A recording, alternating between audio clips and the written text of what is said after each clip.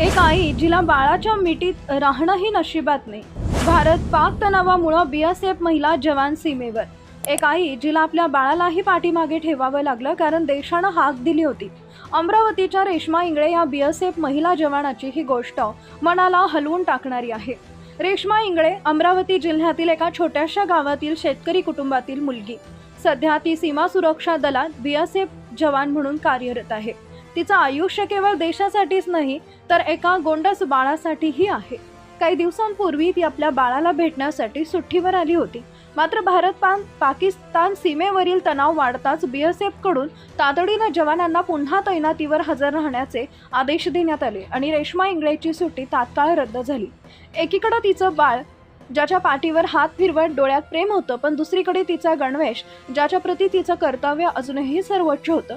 एक क्षणासाठी डोळे भरून आले, पण रेश्मा म्हणाली, माझं देश पहिलं, आणि ती निघाली सीमेवर.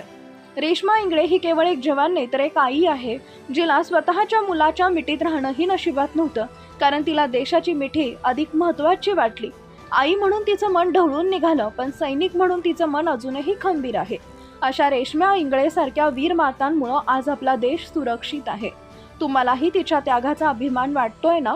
मग कमेंटमध्ये जय हिंद नक्की लिहा आणि अशाच देशभक्तीच्या प्रेरणादायी गोष्टी जाणून घेण्यासाठी आपल्या चॅनलला सबस्क्राईब करायला विसरू नका.